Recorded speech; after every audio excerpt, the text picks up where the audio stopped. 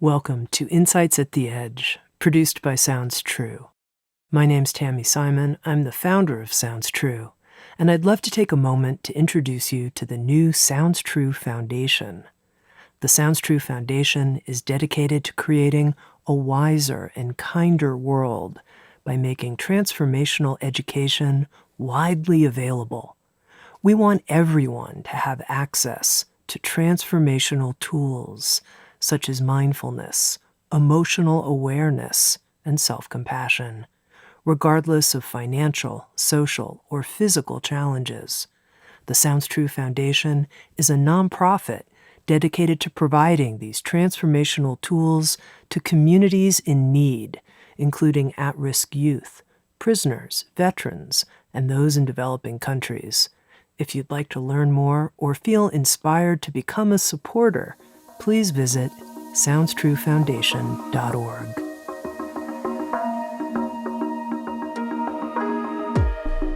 You're listening to Insights at the Edge. Today is a rebroadcast of one of my favorite episodes. I hope you enjoy.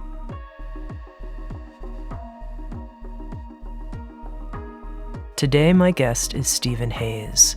Stephen Hayes received his PhD in clinical psychology from West Virginia University and is currently a Nevada Foundation professor and chair of the Department of Psychology at the University of Nevada. An author of over 35 books and more than 500 scientific articles, his career has focused on an analysis of the nature of human language and cognition and the application of this to the understanding and alleviation of human suffering.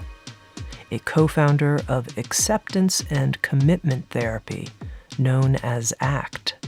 With Sounds True, Stephen Hayes is a contributor to a new book called The Self-Acceptance Project: How to Be Kind and Compassionate Towards Yourself in Any Situation. This episode of Insights at the Edge was originally aired as part of a series of interviews that focused on the challenge of self-acceptance. Stephen and I talked about perspective taking as one of the most important keys to working with inner critic attacks.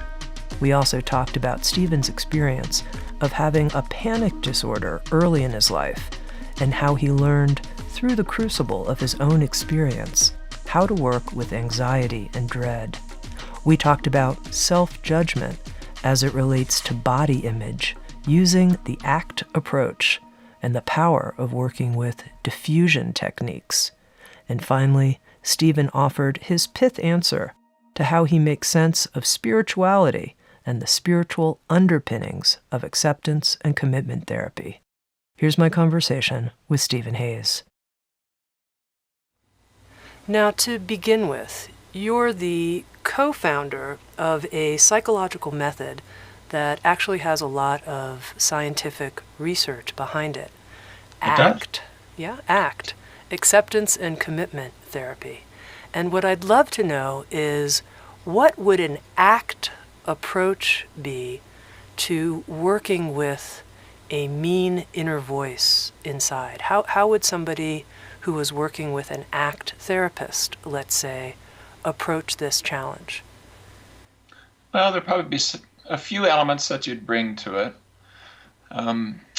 You'd try to bring a sense of perspective taking to it. So you would step back just a little bit from the voice and notice the voice as it is, allowing it to say what it says, listening with a sense of curiosity. We might say acceptance, but we don't mean acceptance in the sense of tolerance or resignation, but something more like the etymology of it, which is to receive as if to receive a gift. And when we've extracted what we can from it, there are things inside these voices that can be useful. We would try to work on our attentional flexibility so that it cannot dictate to us and command our life seconds without our will. We would use what we call diffusion methods.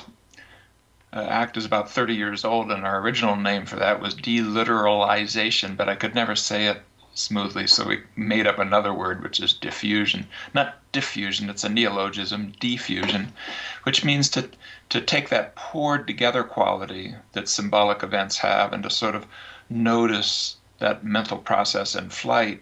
So there's a little gap and a little bit of flexibility, a gap between the sense of consciousness of I here now am aware of those thoughts and the content of those thoughts themselves.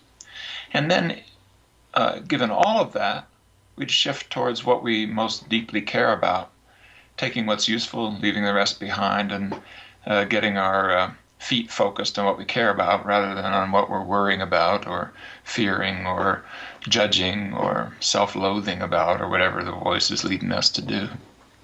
Okay, so I think it would be helpful for me, and I'm going to presume our listeners as well, if we could take this through an actual example. Sure. So let's take an example of someone who's working with a body image challenge.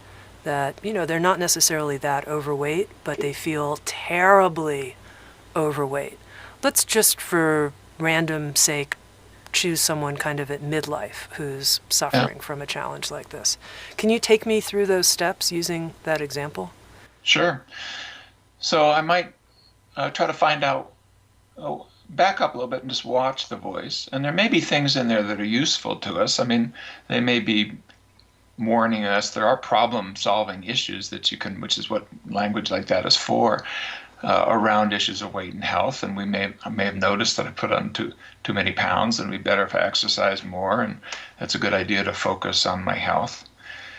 But then there's another piece, which is that you're ugly, unlovable, unacceptable. There's something deeply wrong with you. Your body's disgusting. And those things, go way beyond anything that could be useful. And what we would do is sort of back up and try to embrace that with a sense of compassion. We might find how long that's been going on. Maybe you can find seeds of this all the way back into childhood, adolescence, and maybe even before. I might imagine myself as a child saying those exact words. And what would you do? You probably wouldn't slap the child, criticize him, tell him there's something wrong with him or her, or snap out of it. Instead, you'd probably try to embrace the kid and help that child carry this. We might use some of our diffusion methods. There's hundreds of them. The community's inventing them all the time. Be careful about what I'm about to say, because it can seem like self-ridicule, and it's nothing like that, but well-timed. We might go back and start with distilling the self-judgment down to a single word and then saying it out loud over and over again, rapidly, for perhaps 30 seconds. We might... Now, let's just take that as for an example, because this idea of diffusion isn't something I fully understand yet.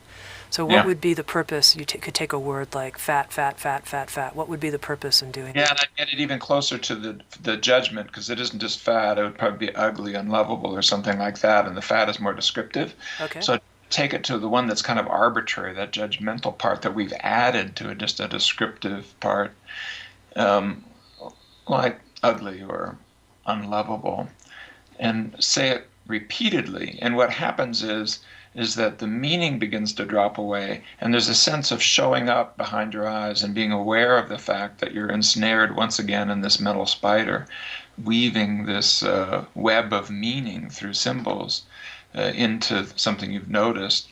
Or you've noticed you have more pounds than perhaps you should. And there's a space that shows up. And we've done randomized trials just of that little piece. The distress goes down and the believability of it goes down. So there's a sense of distance, like it's something close to, and this is another diffusion method, I'm having the thought that I'm ugly. I'm having the thought that I'm unlovable. And then can we bring a compassionate, kind, gentle, loving stance even to that thought, just like you might with a child who would say out loud, I'm unlovable. You're not going to criticize the child for that. And so that perspective taking and self-compassion place opens up very naturally when you begin to see language in flight and not just interact with a world that's structured by judgmental language. And diffusion methods do that very quickly. 30 seconds of word repetition. Try it yourself. See what happens. Titchener came up with it, 1907, the father of American psychology. We're the first, I think, to apply it to these kinds of clinical methods and with very good results. But it's just one of hundreds of such things. We might sing the song of I'm ugly or I'm unlovable. Put it to an opera form. We may put it to a song that we particularly like. We'll do it to the tune of Happy Birthday, and just see how it feels. We might say it in a cartoon voice. We might put it on our chest, put it on a t-shirt, wear it around, walk around for a few days with I'm ugly and unlovable on your shirt, see what happens. So part of it is introducing a certain type of humor, you might say, into Yes, this thing that we're taking so seriously? Well-timed humor is beautiful. That's why I say you have to be careful about ridicule, because this is not ridiculous. There's a certain amount of kind of bittersweet quality to it. It's very human, and you don't need to be ridiculed or shamed or blamed for it. This is just a symbolic mode of mind that evolved initially for cooperation and then for problem solving, going to where it doesn't belong, which is self-categorization, self-judgment. So we might simply look at that thought the way you might look at an object. We might ask ourselves, how big is it? How fast is it? What shape? What color? And as you do that, it sort of takes a form away from you, and you can look at it. We can look at a very unattractive thing on the wall there, and we're not going to have the thought that there's something wrong with this because we see something homely. And looking at a thought that's homely is like that. So these are diffusion that sort of liberate us and take sort of from the squeezing down that happens with automatic modes of mind, problem-solving mode of mind, into the space that opens up with a more aware, descriptive sunset mode of mind. When you look at a sunset, you don't go, oh, gee, that pink is a little off and the blue could be better. If you could bring that same mode of mind to even your difficult thoughts, you may find that you have more flexibility than you would have when you're simply arguing yourself out of it, trying to convince yourself it's wrong, or worse, criticizing yourself for having that thought in the first place, which you probably came back kind of honestly through the media, through your parents, through your sibs, and so on. So it sounds to me that one of the important steps that needs to be taken is this separating, not identifying with these thoughts, and that's a pretty big step. When you're super identified with a negative voice inside, just making that separation, that's a big step for somebody to make. It's a big step, but one of the things underneath the ACT work is the basic science of cognition, and we think we know what the key of this is, and it's perspective taking. Humans are the most cooperative species among the primates by far, and being able to kind of step back and look from a different perspective. If I could give you a 2-minute or even a 1-minute description of something to do that might help with this, would it be useful? Yes. Are you kidding? You found the cognitive key. This is the self-acceptance project. Give it to me.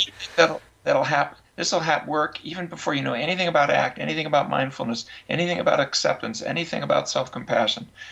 If you simply picture yourself, you can do it eyes closed, sitting there struggling with the thing you're struggling from, and then notice that there's a part of you noticing that.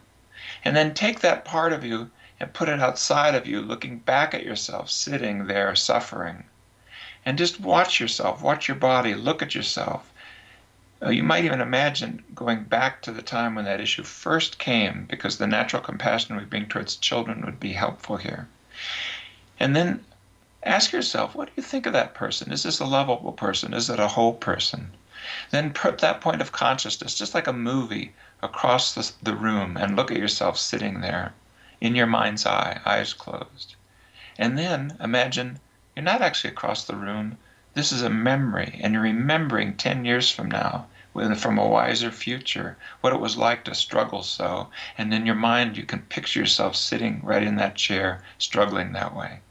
And then ask yourself, if this happened, what would you say to yourself? What little 2 or 3 sentences of wisdom would you pass back to yourself from 10 years hence, and then bring yourself back into your body? What you're going to find you pass to yourself is something very wise. You're going to say it's okay. It's okay to be you. You're going to say you can move on. You don't have to fix yourself. You'll find yourself talking in a very kind of almost Buddhist kind of perspective within seconds without any guidance. And here's my point to it. Human consciousness, which includes this element of perspective taking, is inherently self-compassionate towards yourself and compassionate towards others. And the folks who've been saying in the spiritual traditions forever that we need to bring a different mode of mind through contemplative practice and things of that kind into the world are exactly right.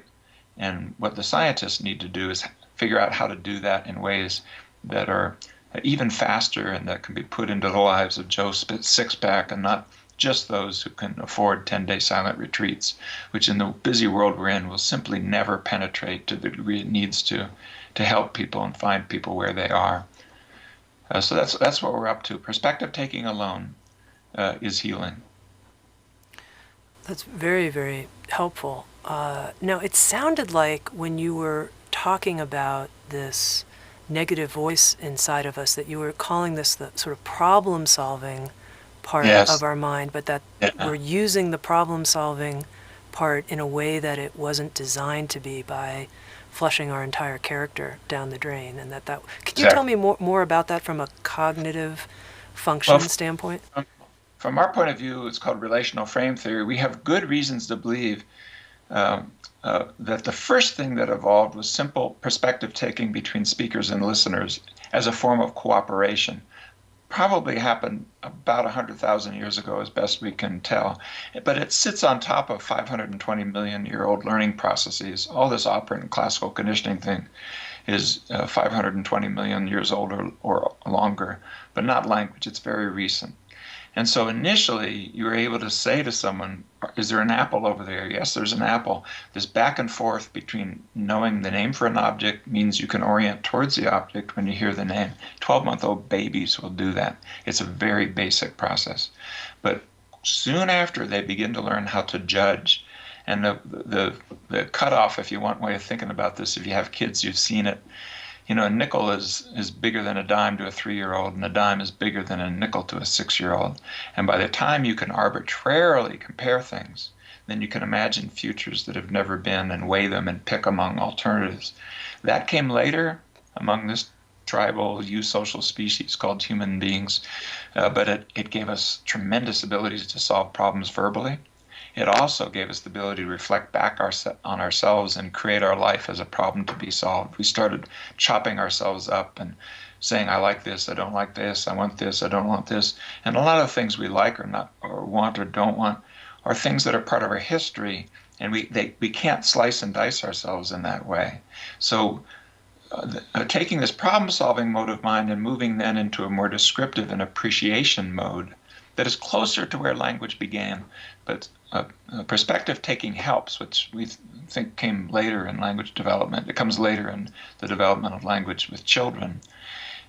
Gives us a way of seeing ourselves as whole, watching these processes kind of in flight and allowing them to be there. So you shift naturally from I want this, I don't want that, this kind of subtractive, limited, judgmental mode of mind, which is good for problem solving in the external world, is horrible when it's applied within. You can't do that to yourself. You're a historical being. Anything that's happened to you will be with you the rest of your life, at least to a degree. And so what you're going to need to do instead is to back off and kind of embrace the whole of who you are. And perspective taking will help you do that. That sunset mode of mind where you, with appreciation, notice your history, remember what's happened to you, even the things you don't like, because inside pain comes wisdom. And the things that hurt us are the things that flipped over, the things we care about. Our caring is not our enemy, and when we make our own pain our enemy, we make our caring our enemy, and the cost is just too high. So putting language on a leash and learning how to use these different modes of mind or what are in the spiritual mindfulness traditions, and all we're trying to do is bring a Western science, pull it at its joints, not out of sacrilege, but to simplify it, way of approaching these problems, and that's what we do in the ACT tradition. I'm curious, Steve, to know how you've worked with ACT in your own life, perhaps with some challenging area that related to self-acceptance for you. Well, ACT really starts with my own panic disorder, and thank God for panic, because without it, I think I would have been a treaclehead, very much interested in objectifying and dehumanizing myself in the interest of achievement. And I mean, I can have compassion for the part of me that yearned to do that, but I'm very thankful that some part of me said, no, I'm not going to let you get away with that. And sort of inside your suffering, you find the capacity to look at pain in a different way. The original ACT book, which we wrote years and years after we developed ACT, 1999, was written by a chronic suicidal, depressive, panic disordered person in recovery. That's me, and a heroin addict in recovery. So it's not by accident that people, when you've suffered, you have a chance to interact with your mind in a different way. If you're unlucky enough to get away with your normal mode of mind, then you have the sad possibility of sort of going through your whole life without ever calling its bluff. Okay. Can you tell me more about how you actually dealt with your panic disorder and worked with your mind in a different kind of way as part of the origins here? What panic disorder does is it defines your feeling of anxiety as your enemy and adopts this problem-solving mode of mind and threatens you with dire outcomes if you can't eliminate the enemy. So you have a subtractive idea that when you can cross out and diminish or even eliminate your own feelings of vulnerability and anxiety, then you'll be able to move forward. And that went all the way up, including the inability basically to, I'm a professor, I had to, and wanted to teach, and to, my focus of research was on these kinds of problems. It went to the point where I literally could not take a trip, ride in an elevator, sit in a movie theater, go to a restaurant, or certainly give a lecture. My students saw a lot of films, and this is long ago enough, it was actual films, which I would with great difficulty get into the sprockets so that I could show them. And it was only when it got to the point where it literally was going to take everything that I cared about, that it finally came to me that I need to turn and walk towards that monster and no longer run from the monster. And I drew upon things that I knew more from being a child of the 60s, things that came out of living on an Eastern-focused religious commune or sitting on Hippie Hill in San Francisco and frankly consuming chemicals that are probably not safe things to consume. And, looking at, as most of the people of that era did, kind of trying to look at yourself in a more growth-oriented, holistic way. That had traction. The things that I was doing, which were medications, traditional CBT, exposure, etc., that was like pissing into a hurricane. It gave me no traction on moving forward. So as that began to happen for me, I started exploring it, applying it to my clients. Sure enough, it had traction for them. And then we developed these early protocols in the 80s, did some testing, and then spent about 15 years working out the basic process and the basic science before we came forward in the late 90s. And now there's thousands and thousands of ACT folks and, a million ACT texts approximately by my guesstimate around the world. And ACT's just one of many. I mean, the mindfulness-based cognitive therapy, DBT, et cetera, the entire sort of treatment development wing has awakened to some of the deeper wisdoms that were there in our spiritual and religious traditions, and have tried to learn how to package them and bring them into the healthcare system, since we already have many ways of bringing them into people's lives through the spiritual traditions. This is really new. Evidence-based psychotherapies and other healthcare methods give us another conversation we can have that people will pay for, the healthcare system will pay for, maybe not very much, but schools are interested in it, factory floors will be open to it, organizations can adopt it, and it adds to it, doesn't subtract from the existing mindfulness and spiritual traditions. Plus, we learn new things. I think we have ways of measuring it, analyzing it, and so forth that come out of Western science that wouldn't be there. But okay, so Steve, I just want to make sure I'm understanding this sort of pivotal link. So here you are, and you're exposed to spiritual teachings, meditation, etc., and that gave you the grounding, this would be my language, I want to just see if it tracks with what you're saying, in awareness such that you could look at the thoughts you were having that related to panic and have some distance from them. Is that what you're saying here?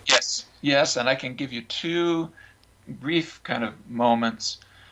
One is this sense of sort of going out of your body and having this almost kind of spiritual quality of looking at yourself. which I remember a couple times in my life. And it's interesting, if you ask somebody, have you ever been in a car accident, and did time slow down, and did you have a sense that you were sort of almost outside of yourself, watching yourself? People are sometimes very surprisingly calm when things like that happen. And there's a piece there, like when it got so bad that I was losing everything, thought I was losing everything, losing my mind. I was going to have to, and there was one example of 2 or 3 moments like this was thinking that I was having a heart attack and that I was dying. And in fact, I was having a panic attack.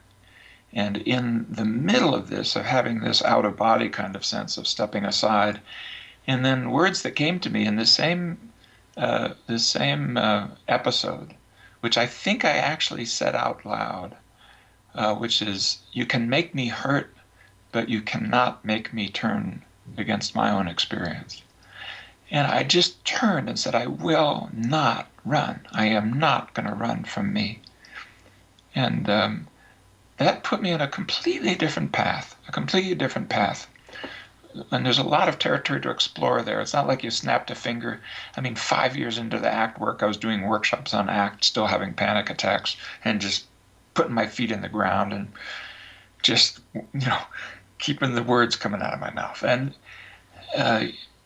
some of those early workshops are things that drew people to this work or are part of it to this day. So if I hadn't been willing to sort of stand in the hurricane and keep moving towards something I deeply care about, that I knew at some very gut level was important to me, literally a matter of living or not in a physical way perhaps, but in a psychological way.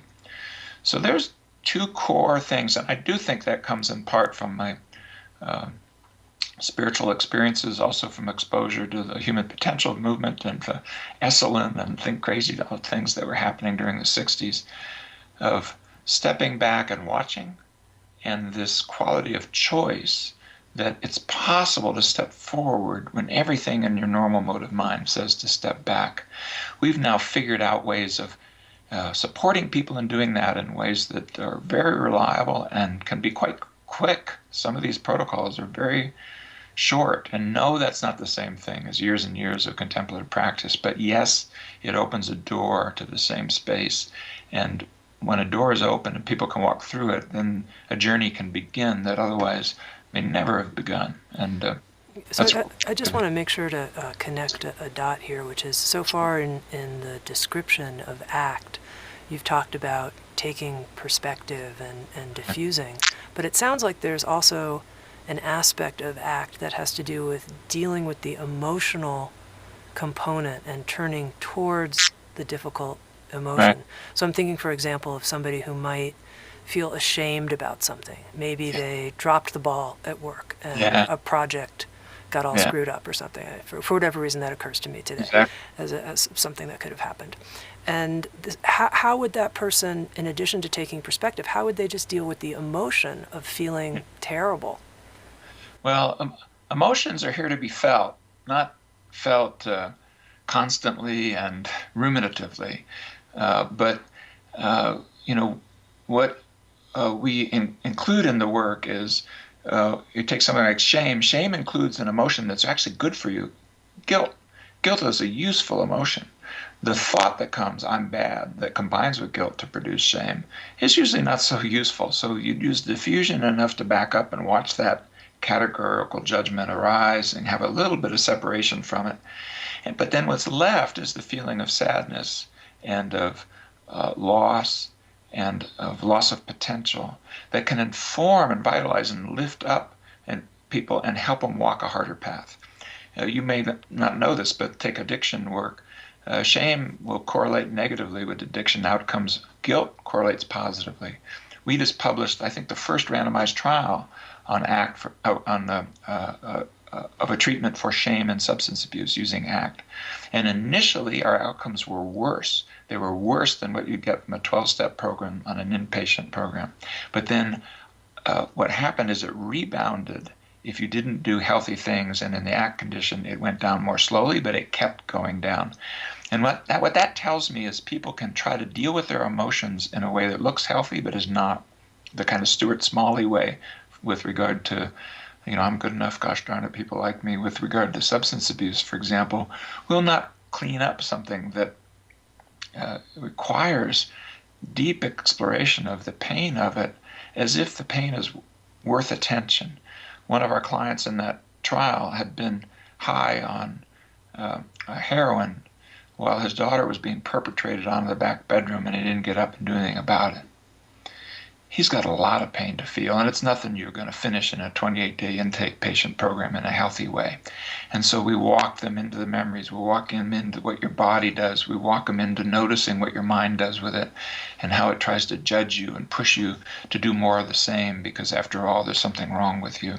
And then find the courage to stand with yourself as a whole human being, taking responsibility for the things that you've done and allowing those feelings to actually motivate you to, for example, reach out and be the best parent you can be. So the shift towards values and valued living, which is key in an ACT approach, is fostered by the embrace of emotions, including ones that nominally are, quote, negative. They're negative only in the sense that they are painful. But there are a lot of emotions that are painful and very useful. If you look at a child that you love, you can feel the bittersweet quality of the fear you have for how things will go for them, and the knowledge you have that eventually they will die, and the potential that's there for them to be harmed in some way. These are not negative things that need to be erased and eliminated.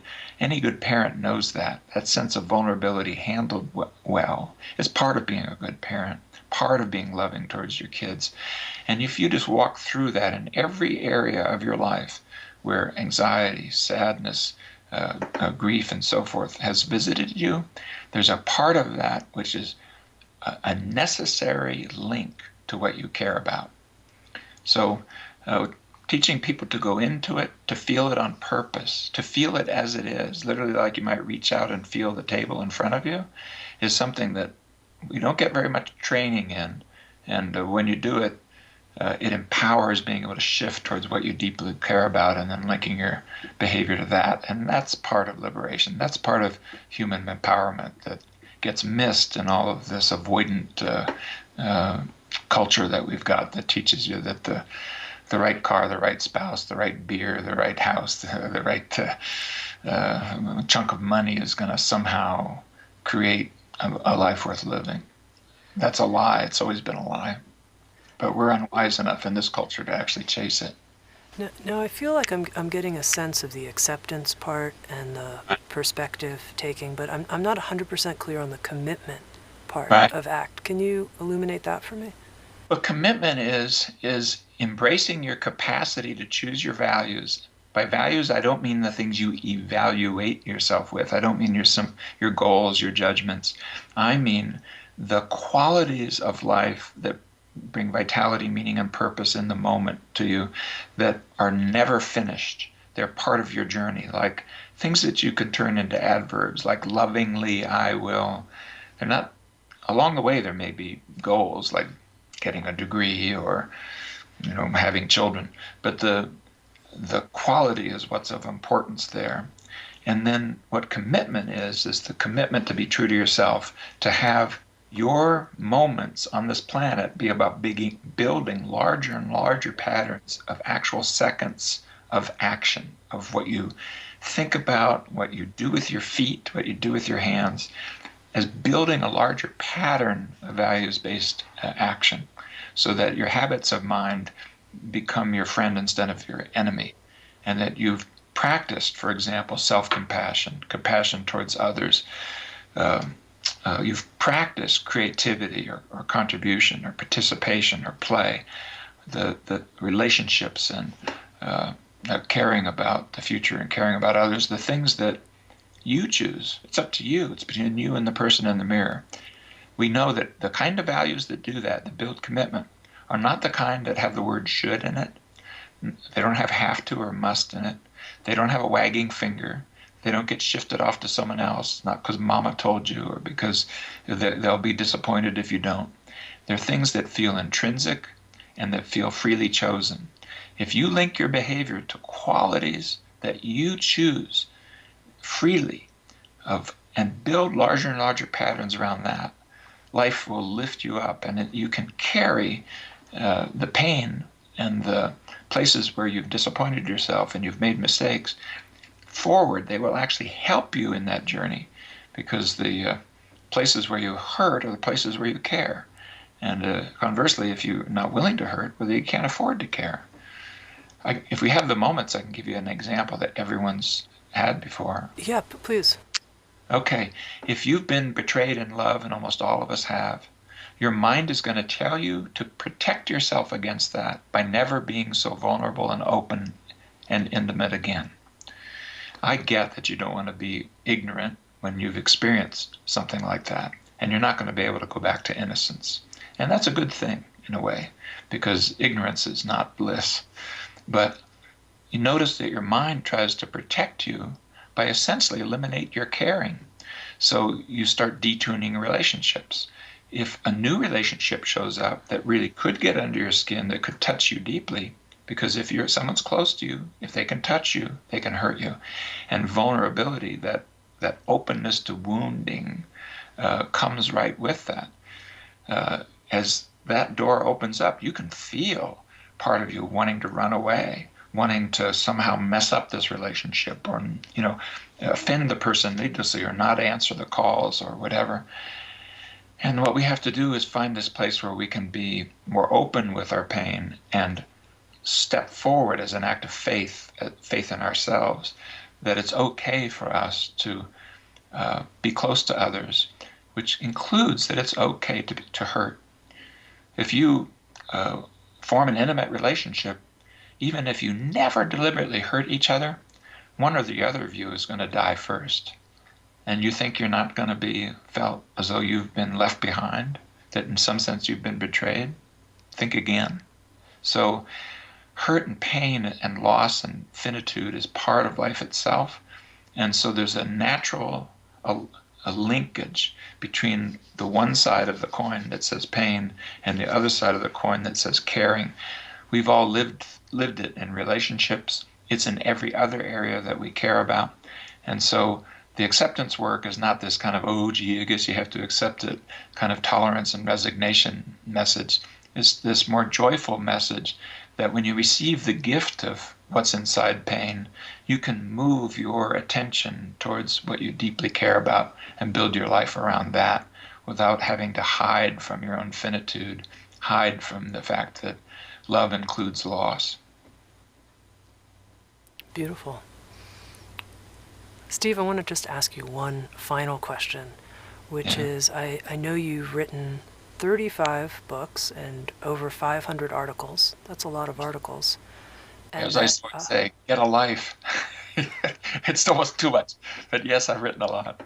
And that one of your articles is on making sense of spirituality. Yeah. And I would love to know if you could share with me the pith of how we make sense out of spirituality. It's actually where the ACT work and the underlying work on cognition called relational frame theory began. That article now is almost 30 years old. And what I argued is that there's, in our cognitive development as a species, we have learned perspective taking that initially is nonverbal. We know that actually other primates have some degree of perspective taking, but we build it out with these cognitive relations. We call them deictic, meaning they're by demonstration, of I, you, here, there, and now, then. I, you comes first, then here, there, and then, now, then, in the development of a child. And when it all comes together, there's an I, here, now-ness to awareness itself. Metaphorically, we're behind our eyes. Metaphorically, it's as if there's a point from which there's a fromness to awareness. That fromness doesn't have edges you can experience, and spirituality is one of those things in the dictionary that is defined negatively. It says not material. Material, if you chase it etymologically, comes from a root Latin word that means timber, the stuff of which things are made, and things are events with spatio-temporal limits, with edges. Consciousness in this fromness doesn't have edges. Everywhere you go, there you are. Anything that you know about, you are there to know about it. And so there's in our direct psychological experience a model of the things that we put into our spiritual language that is inherently transcendent in the sense that it's edgeless, it's formless, it's not something that is like a thing, it's no thing, or nothing, if you will, or everything, that which is not a thing. The thing that we've discovered in the basic science work is children who don't have that sense of self, autistic spectrum disorder children and so forth, aren't able to take the perspective of others either. And that when we train them in these cognitive relations of I, you, here, there, now, then, and we have methods for doing that, very geeky, creative methods, but the child begins to show up. And at that moment, empathy becomes possible and other people show up. So there's this deep wisdom in our spiritual traditions that the bench scientists agree with now, which is I can only be a conscious human being, and I become so at the very moment in which you, for me, are a conscious human being and become so in that moment. There's another way to say it, which is we become aware. Awareness is not this kind of alone over in the corner, me, I thing. It's we. And the transcendent sense of self goes across time, place, and person. You can imagine yourself behind the eyes of another. You can care about your great-grandchildren and what the planet will be like that we leave for them. You can think about the people in a country thousands of miles away who are suffering. And the suffering of anyone, anywhere, at any time brings us all down, because in that moment we hurt when we see or when we become aware of the hurt of others at other times and at other places.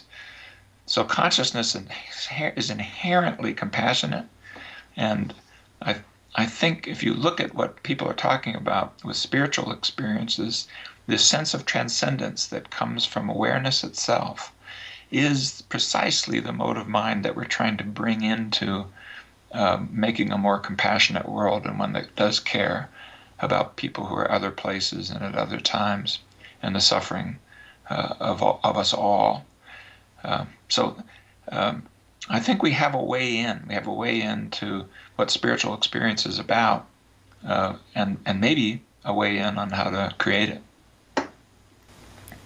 Well, it has been wonderful to talk with you. I've been speaking with Steve Hayes, the co-founder of ACT, Acceptance and Commitment Therapy, the author of 35 books, including the popular book Get Out of Your Mind and Into Your Life, which was featured in Time magazine and several other major media outlets, and for a time was the #1 best-selling self-help book in the United States. That's pretty cool.